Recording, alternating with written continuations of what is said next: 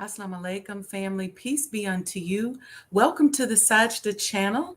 And today we are starting our three-part series on our review of the economic report on the state of Black America, or the state of the Black world, it's actually called, written by Rev Dr. Dillan. So sit back, grab your favorite well, today I'm hydrating with water. I was going to say coffee or tea, but you can do that too. And we'll see you in a few minutes. We got a beautiful announcement for you. I can't wait for you to hear and experience it. So we'll be right back. Tell a friend, like and subscribe.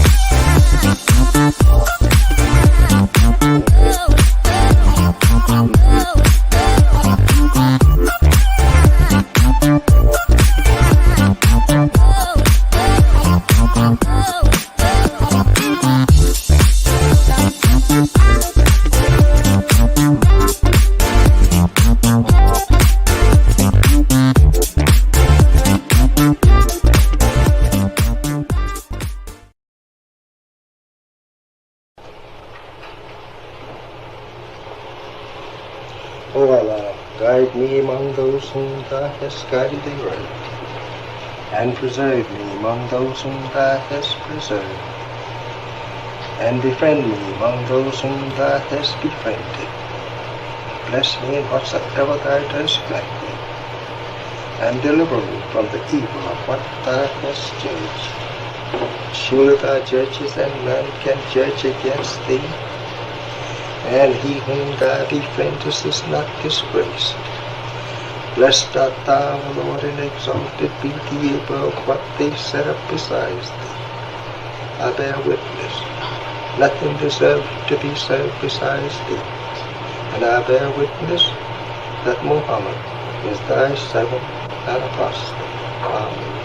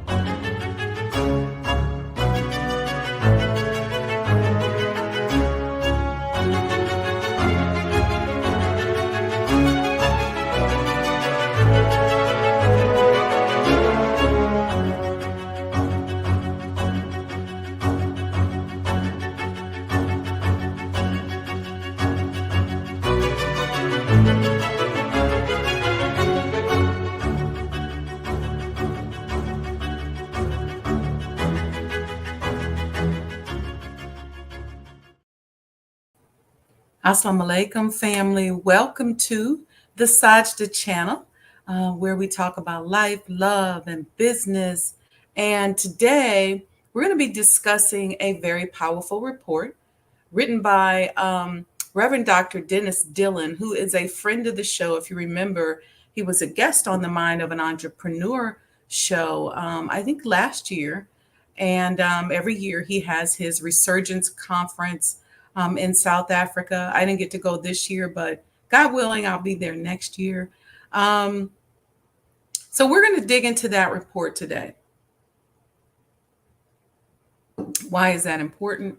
It's important because I think a lot of times what happens is that we get so caught up in pop culture and so controlled by what is happening out here on the internet and who got arrested and who's getting elected and who's doing this or that and who's sleeping with whom, that we forget what's really happening, or even sometimes we just don't know. And so this type of thorough statistical reporting, I think is necessary for us because it's the type of data that we need as we're strategizing to build our new world. Okay. And, it's so interesting because there's such an incredible divide between generations.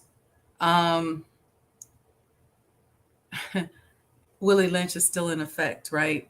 So you got people out here who don't want to listen to somebody who maybe not from their generation, maybe not from their race, not from their culture, but we have to learn to harvest the facts no matter where they come from. And let me tell you something, experience is an amazing teacher. Some opinions that I may have had on some things a while ago certainly change over time. So one announcement I want to make, I don't know if y'all know this, but the Sajdah oud oils are now available. I don't know why I didn't bring one up here to show you guys. I'm going to show you the commercial one more time, but it's just an exciting thing. I'm so excited, because oud is the fragrance of the gods. It has a spiritual dimension. It's customized. It's a customized agar wood blend. And if you know anything about the spirituality of agar wood, not the synthetic stuff that they sell oftentimes commercially, but it's customized. It's an agar wood blend. I've been working on it for 4 years. I really hope you all like it. I harvested it and prayed and meditated over it along with the curator with the spirit of evolution in mind. Because as we evolve into stronger, more powerful spiritual being, I wanted a scent that went along with it. I've been an avid collector of oud oils for many years, and I sought to really create a unique blend designed to elevate vibrations, remove negativity, and represent a mindset of ascension. So you can wear the luxury, I call it a luxury earthy scent, because it'll blend with your own divine pheromones and it'll create a personal, unique aroma. Or you can illuminate the space by diffusing it in your personal atmosphere if you have a diffuser, or you can use it as a meditative scent during meditation or prayer and just emit this beautiful aroma throughout your home. So before we dive into the report, let's look at the commercial one more time. One more time. Uh-oh. Let me get it together here, right? Here we go.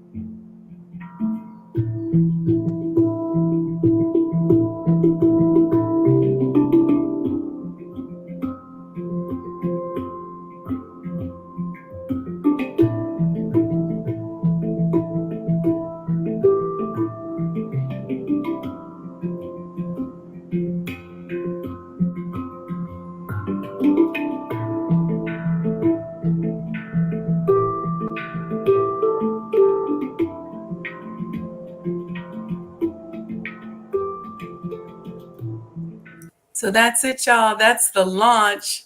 That's one of the announcements that I wanted to make. Thank you. Thank you for ordering. It is unisex. I know it a lot of times brothers don't like to wear stuff that's unisex, but it is unisex.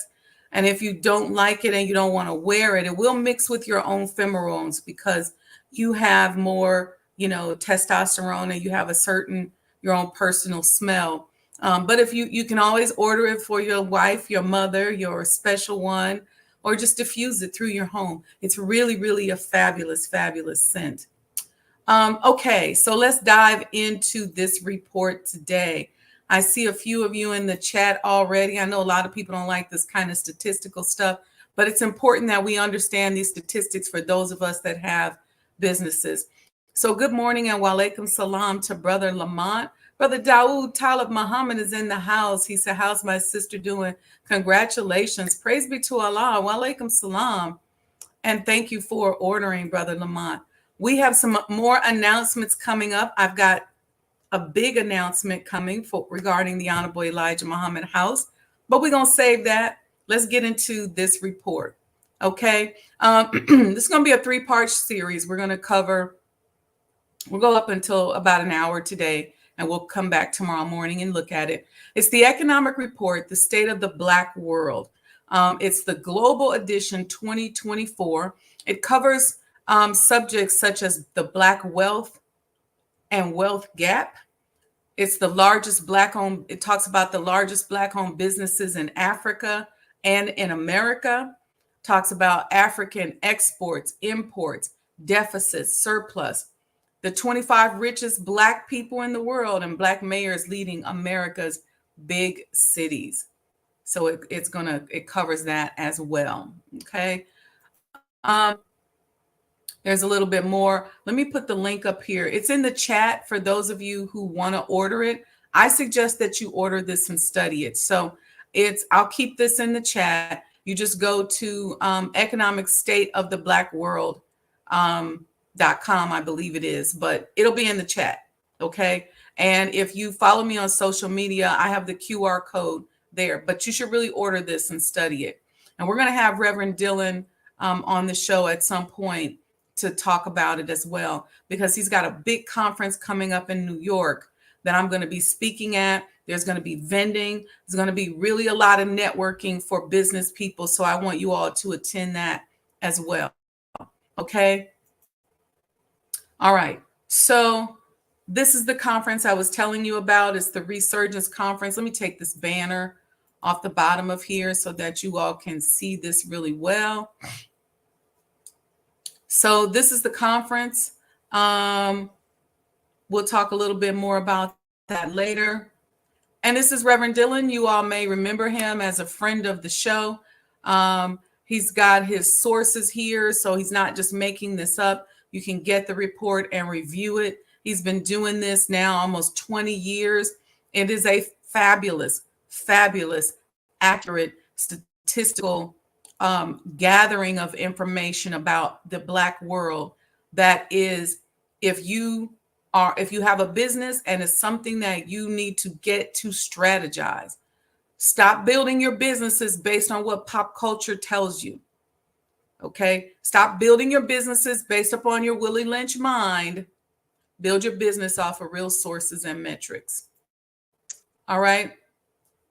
The first article he's got is The Thinnest Slice. Blacks continue to lag behind other races in all things economic. And I think we're all familiar with this. Our question for many of us has been, what do we do about it? We've offered many solutions here on this network in terms of solutions given to us by the Honorable Elijah Muhammad. And so then we took those principles and then we just start drilling down on it and start looking at, as we're moving through the vicissitudes of our business, how do we incorporate the principles that he enjoined upon us into that process? Okay. For Blacks in America and the Black world, the economic needle is barely moving. Okay. And so he discusses that here. Let's go on to the next slide. Um, he gives us an overview. And I'm not going to dive too deeply into this because I want us to get into the nitty gritty of the statistics, but the economic needle is barely moving. And we have to figure out what we can do about it. I say we can do it entrepreneur by entrepreneur if we can't figure out systemically how to do it. If we don't get any help from the government and our program isn't put before Congress and implemented for our people, then we have to learn to do it entrepreneur by entrepreneur. And you'd be surprised at how you can change an algorithm if you just start supporting one another. Next time you buy a car, reach out to Brother Daoud, who is here in the chat. Next time you need coaching and consulting, reach out to me. I do real estate development. I coach and train in all kinds of industries. I've got a number of different clients in various different industries. I've been very successful in business. I've been blessed. I've even built a hospital, spas, you name it. So you got resources right in your community. Utilize them. Okay. So let's go on here. I want to skip up to, here we go. Okay, there we go, computer. Now, the Black world, worldwide estimated Black population and buying power. The Black world population, 1.752 billion. Estimated buying power is 10.7 trillion. Per capita GDP of the world's largest economies and where Black Americans fall. Okay, USA is number one. Believe it or not, there's a lot of us in Germany. You can see here Canada, UK, France, Italy, Japan. And then it's, well, I'm sorry, he's comparing our GDP of Black America to these other countries. And you can see how we stack up. So the propaganda, the myth that is out there that we don't have any buying power, that we are not making strides. You know, I was just posting something the other day where from a literacy standpoint, right after slavery, 70% of us were illiterate, could not read and write. It was illegal to teach a slave to read and write. I think that statistic is probably higher than that, but that's what they say. And guess what? From that time to now, we're close to 100% literacy. Now, some of us might not be able to read well, but we've made some strides as a people. It's just that the pop culture keeps this negativity out in front of us, and we don't feel like we're making any progress because our culture has been unpersoned and replaced with this gangster, ratchet culture created by people who are designing a process to control us and to fill their prisons. But look at these numbers. There's 1.752 billion of us, okay? And you can see where we are, 1.37 in Africa. That's this top circle up here, okay? And that we have a $10.7 trillion buying power. All right, look at our per capita GDP and compare it to these other countries. We're close to Japan. We're close to Italy.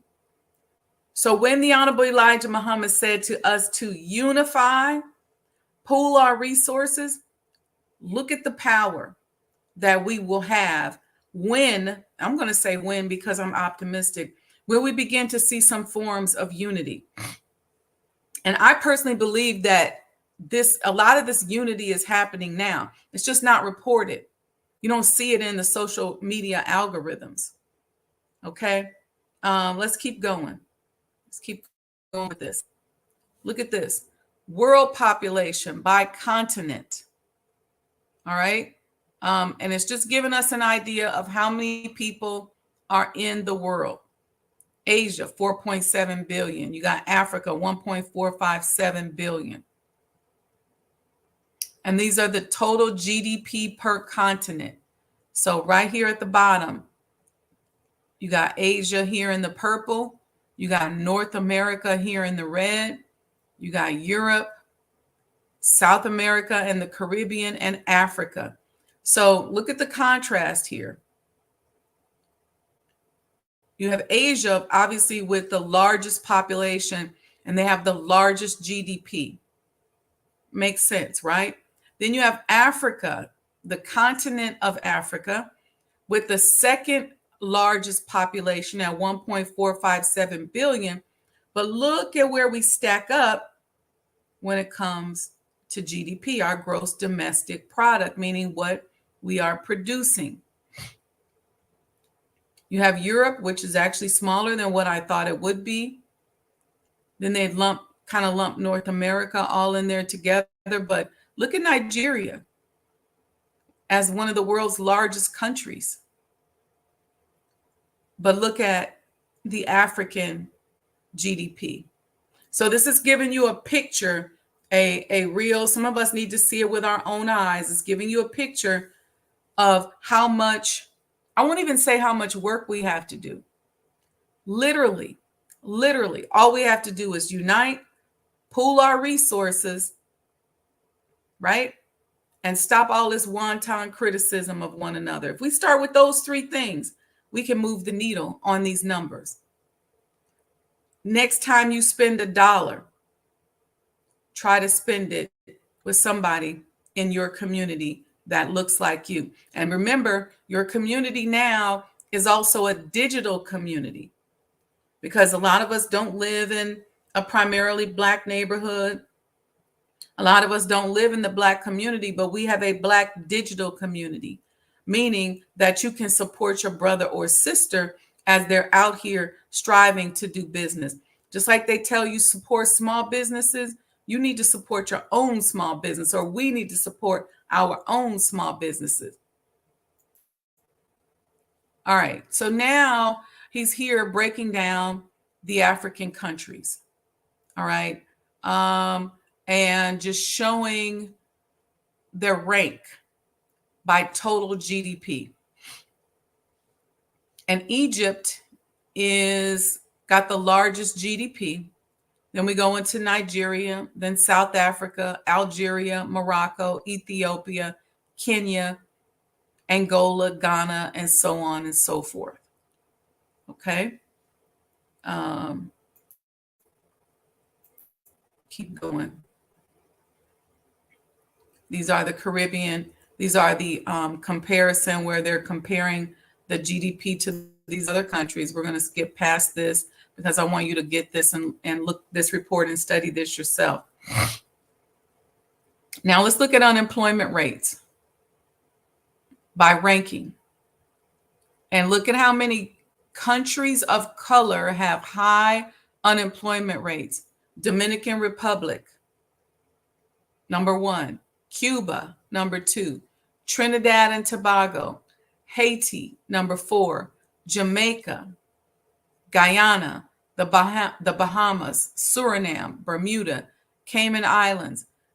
Just keep going down the list. These are the Caribbean countries, and they're ranking unemployment rates. Only 6 nations with export-import surpluses. You see them listed here at the bottom.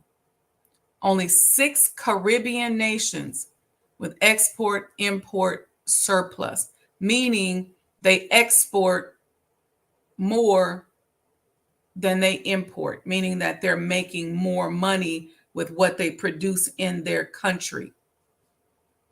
This is another huge problem, and this is really a lot of what is impacting that number that we saw back there. When you start looking at Black people in America, we have entire countries whose production is either low or being completely controlled by another country.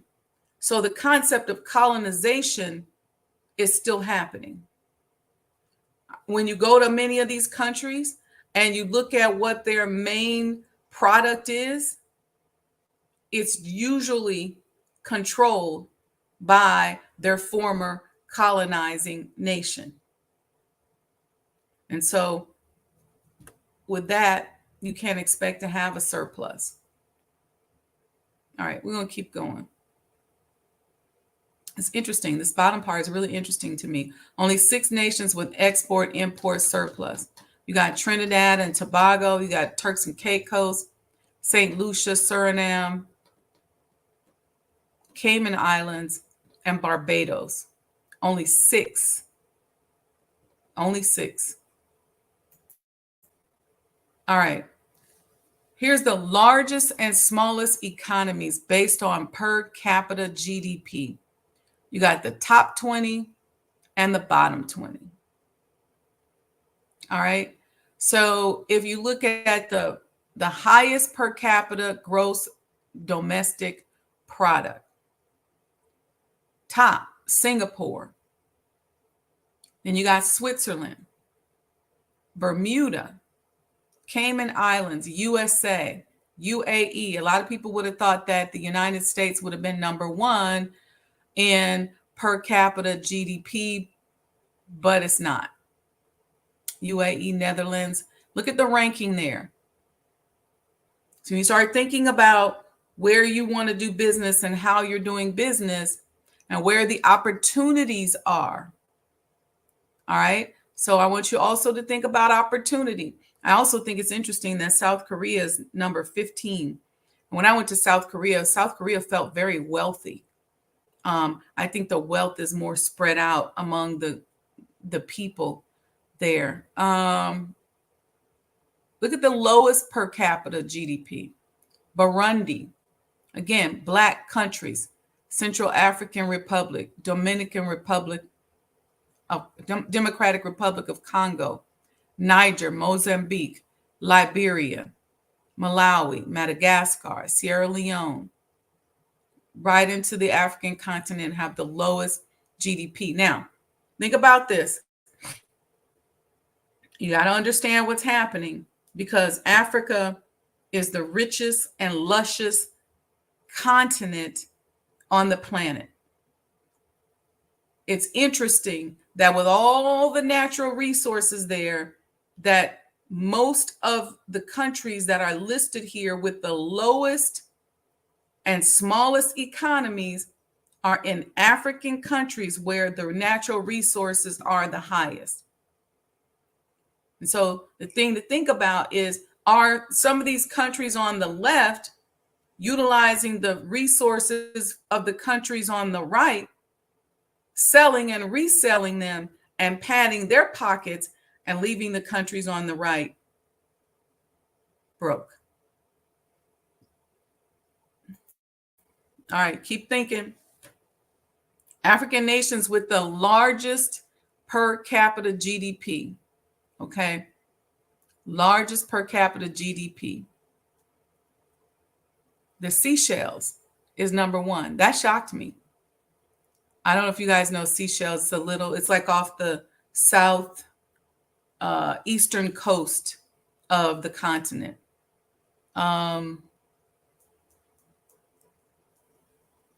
Interesting that Libya is number 3. I found that interesting as well, because I thought that Libya had been desecrated. Or is it that the numbers are so low that a quote unquote war-torn country can be among the top 12 countries? Interesting. Seychelles is probably from tourism because it's beautiful there. It's big on European world tourism. Caribbean nations with the largest per capita GDP, of course, you got Bermuda, Cayman Islands, Virgin Islands. A lot of this is probably tourism, Bahamas. But where's the products and services? Interesting. We're going to keep going. All right. Import, export, and the size of the deficit in all 54 countries. We're reviewing this report, the economic report on the state of the Black world, written by Rev Dr. Dillan. And this is where you can order the report. I strongly encourage you, if you are a business person and if you are interested in global business, that you get this report. Okay. Okay. Look at the deficit. In Africa, exporting $633 billion worth of products that were produced internally, and then importing, meaning buying from other people, $711.4 billion. There's a $77.9 billion deficit. All right. Meaning that we are, as the Honorable Elijah Muhammad instructed us not to do, begging the white man to do for us what we can do for ourselves, especially in Africa. What in the world are we buying from other people that we don't have on the continent, or that we couldn't produce on the continent?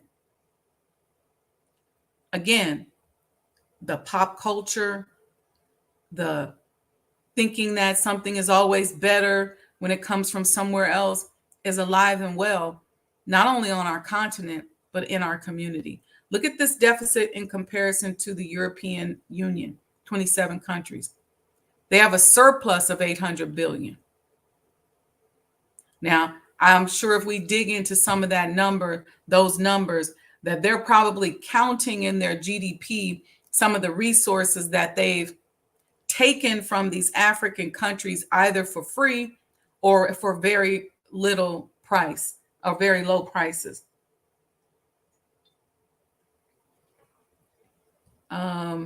Africa's top export partners, you got China, UAE, and India as the top three. Import, where are they getting stuff from? China. China's selling in Africa.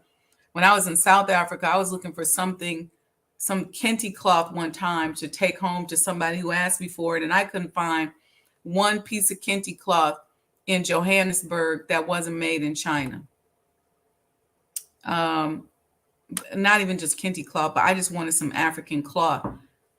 India, UAE.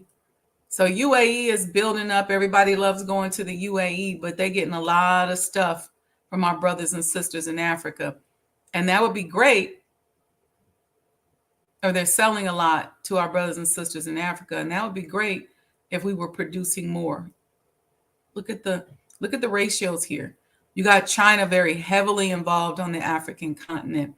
You got India very heavily involved on both sides of the transaction on the African continent. And you have the UAE on both sides of the transaction, very heavily involved. Look at the Caribbean. The U.S. looks like the primary source in the Caribbean. We got exports. We got a deficit there, a GDP deficit, import-export deficit of 34.88 billion. More than 40% of imports to the Caribbean come from the United States. Whoa. So that's interesting. The Caribbean nations also import twice the amount that they export. Some of that is geographical because some of the islands are really small and they don't produce a lot. But I think what's interesting is that we know that production of goods and services in the U.S. is down, right? So are U.S. companies buying these items from China and India and other places and then selling them to the Caribbean? Is this why prices are so high on some of the Caribbean items? You see a lot of profiteering, a lot of price gouging, a lot of price fixing on the islands.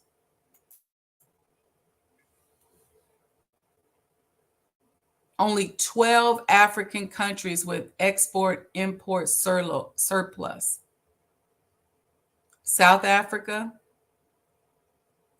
they partner a lot, it says, with China, UK, Germany, USA, and India. You have Angola, China, India, UAE, Portugal, and Spain, Democratic Republic of Congo.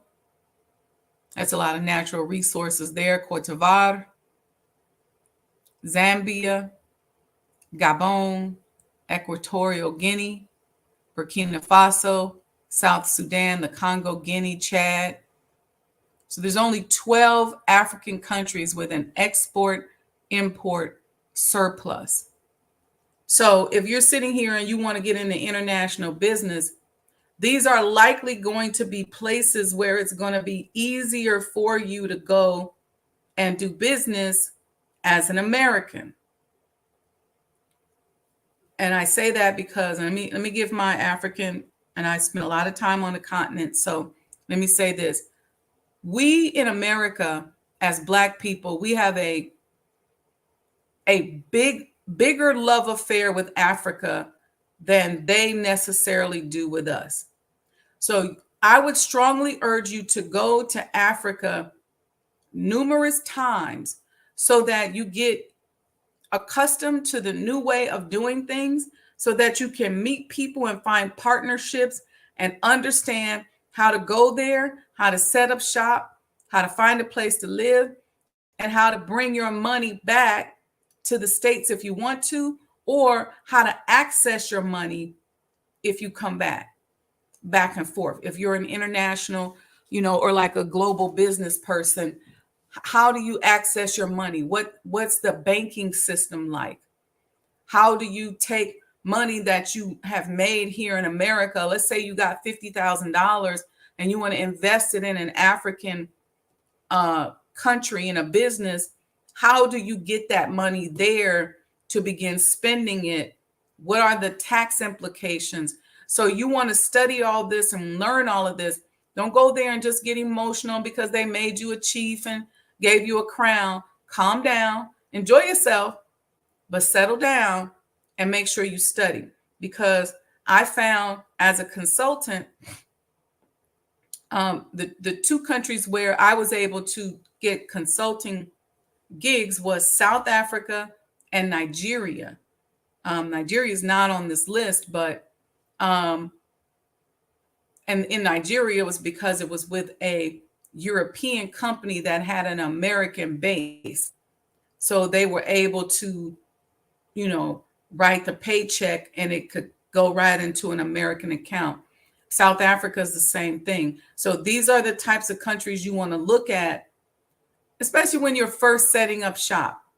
And if you're looking at some of the other countries that don't do a lot of importing and exporting, or not top 12 on this list, make sure that you're understanding that. I use the Department of Commerce programs a lot, and it's relatively inexpensive. Sister Melissa is doing a lot of work with helping people to set up businesses in Africa. So I want you to think this through before you go running over there going, I'm just going to give up my money. Okay. All right. Top mineral producing countries in Africa. All right. Now,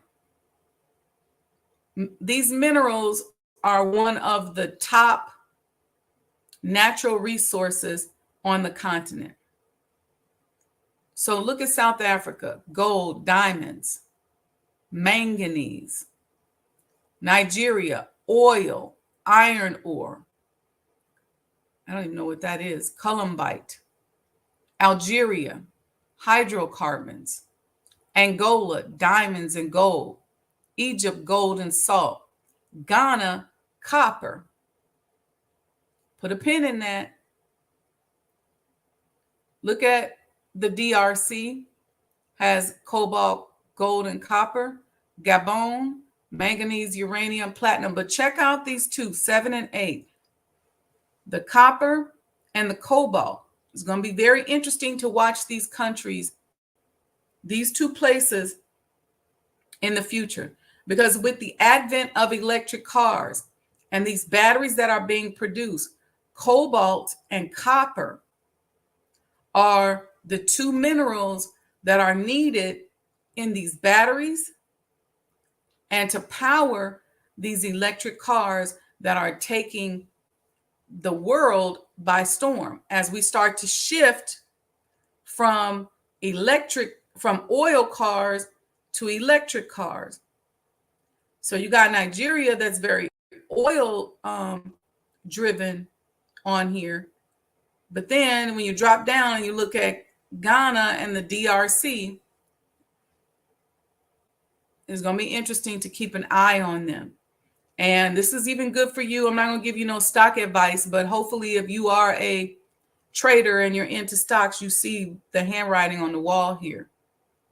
So you got to look at these statistics and look at what you know is going on in the world and find a way to take this information and apply it to your business, to your investments. But right here, copper, cobalt, these two countries right here, they're digging into. That's all I'm going to say. Look at this. This is a cool chart right here. Top export commodities, top import commodities. Gold, gold, gold, gold, gold. We still sleep on gold. Okay. Yep.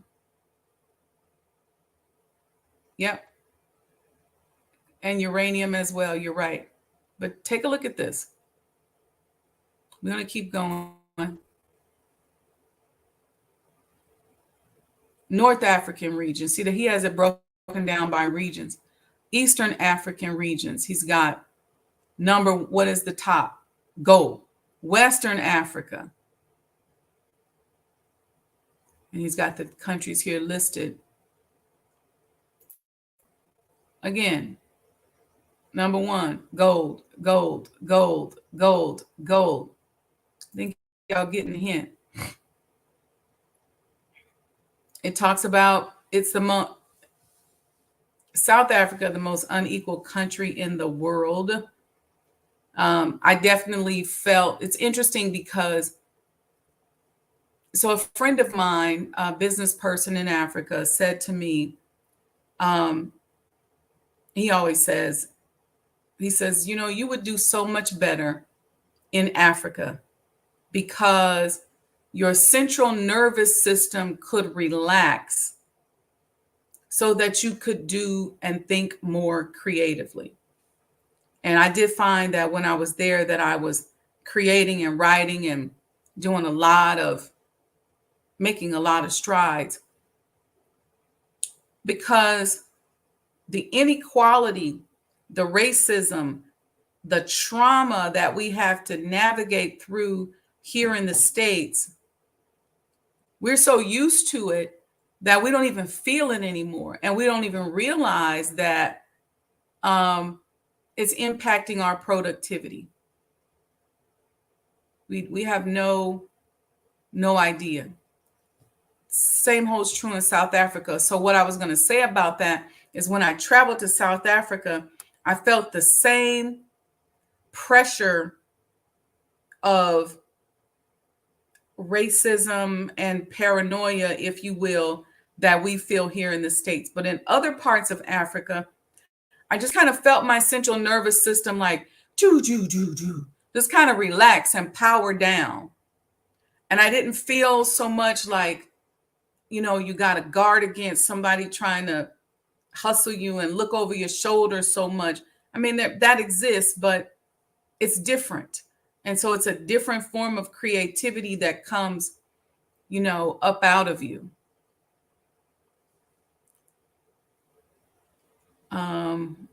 Anyway, let's go here.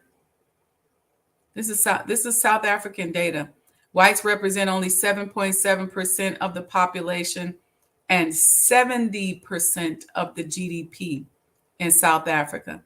Asians are 2.6% of the population and 5.2% of the GDP. Blacks comprise 81% of the population and a meager 21% of the GDP. Can y'all read between the lines on that?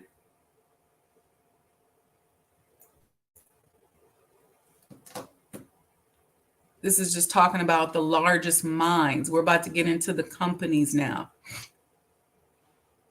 Gold mines, gold production,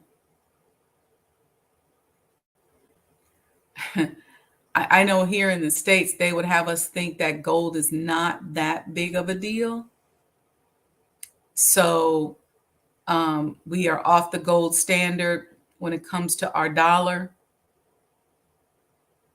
But look at all the production going into mining gold. Where is that gold? Whose safe is some of that gold sitting in? You best believe that there's a lot of wealthy people around the world who are sitting on coffers of gold and who are putting themselves in a position where they're not dependent upon a fiat currency. They got gold in their homes and in their vaults. Governments with gold. We ain't wearing this much gold over here in the United States. Yeah, you're right, Brother Lamont. They're hedging with it.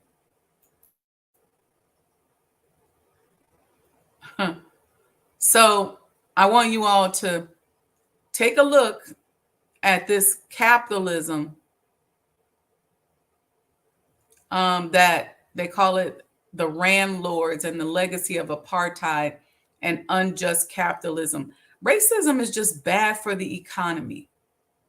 And I think it's so interesting that people would go against their own self-interest. Like, you do anything for economic reasons, anything for the money, but yet you continue to be racist, which is the biggest detriment of economic success. Well, I'm gonna let y'all read the article when y'all order the book. Beautiful homes in South Africa. I saw a lot of this when I was there. I worked with a company that builds cities. And so I've seen a lot of this type of beautiful development there and all over. Now, this is the good stuff right here. Okay. And we'll make this one slide 31. Let me write this down. Our last one, we're going to come back with slide 32 tomorrow. Okay. The fastest growing continent. We looked at some of that and we talked about this. I don't want to give you guys my opinion on this. I really just want to present the data to you. Okay, but my brain is popping and jumping right now as we're moving through this data and through these statistics. But Africa, the reason why it not only is the world's fastest growing continent, but will continue to be, is because of the ages of the population. Somebody put here in the chat the happiness index. I love this. U.S. happiness index, debt 36 trillion, extreme poverty. Yeah, I think what's interesting in the U.S. is that we just don't know. We don't have a comparison a lot of times to even know that we're in poverty. Our judgment of whether or not we're in poverty, our measuring stick is different because it's based on the media and the pop culture's measuring stick, if you will. So a lot of us don't realize it. So even though we may not have a whole lot of money, as long as we can do certain things, a lot of us feel like, okay, I can make it.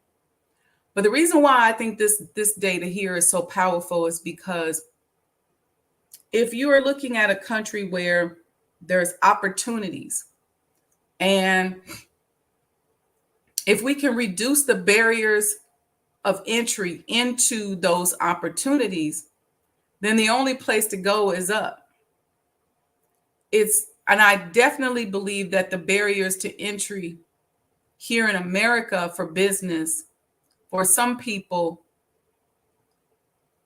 are greater than others. In some countries, you just can't go there and go into business. The government is not having that. You can't just pull up and say, hey, I'm an American. I got $500,000. I want to do business. In a lot of these countries, you can't do that.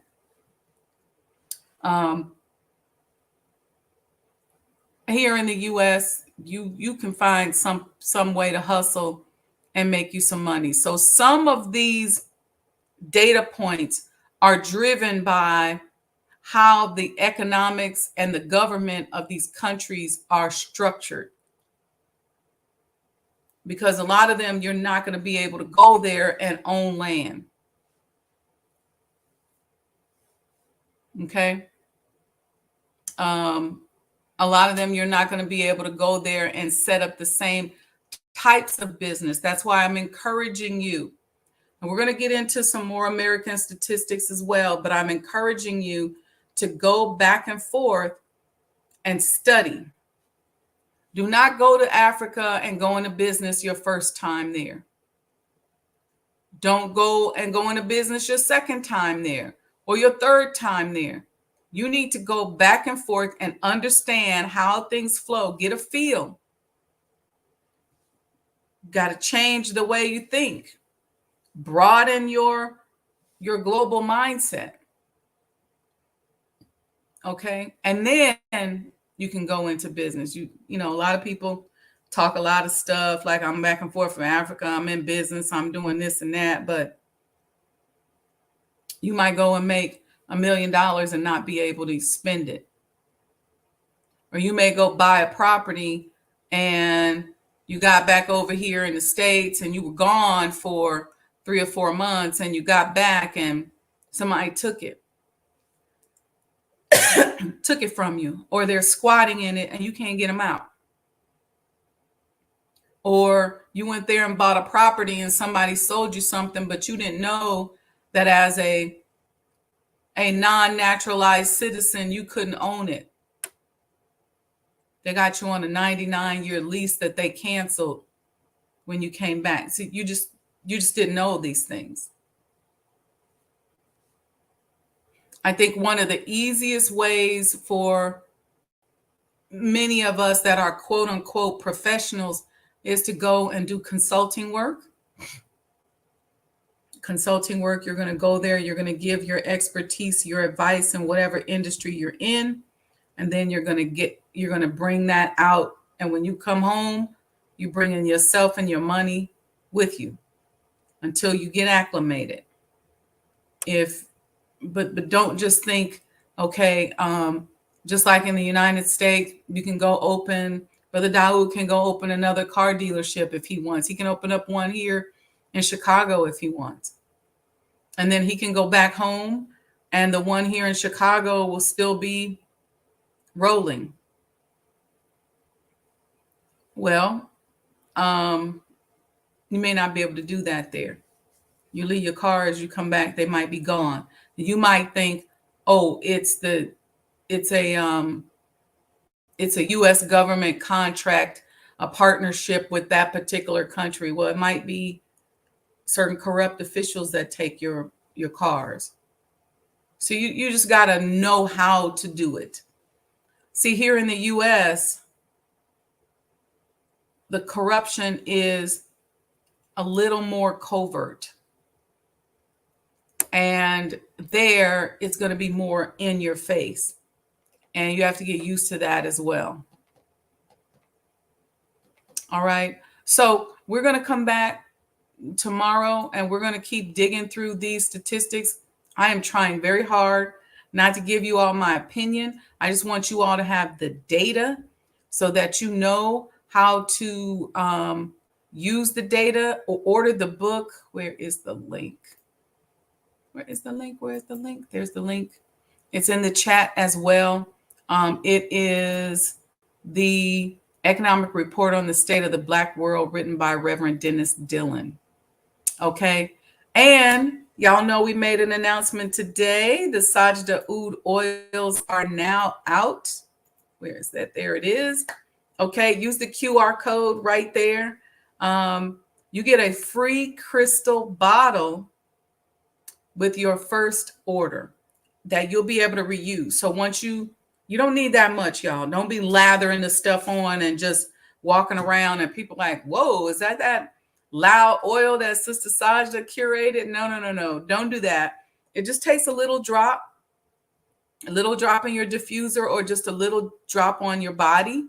And it will last you all day, maybe even a couple of days. You can either put it on when your pores are open, when you get out of the shower. All right. That's another thing you can do. You can do with it. Okay. But once you use it, you can reorder, and I'll send you refills that you'll put back in that same bottle. Okay. I'll send you another refill, but you get a free crystal bottle with your first order, and I'm only charging $50. That's for the crystal bottle and the oils on your first time. All right. So we're going to go. All right. We'll see you all tomorrow. And guess what? We're going to take a look at our oud oil commercial one more time.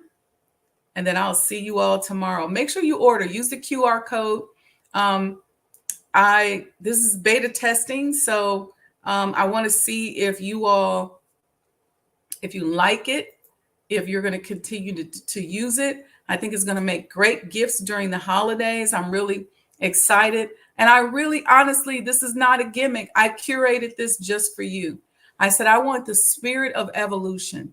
We walk around and we got perfumes and colognes and stuff that we wear that other people put together with their intention and their thought. And I just wanted something that represented us as a people.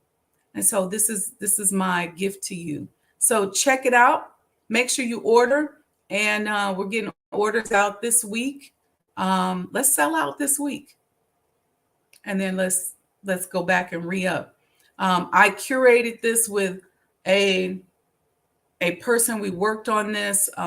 It's from the Middle East. We worked on this now for 4 years.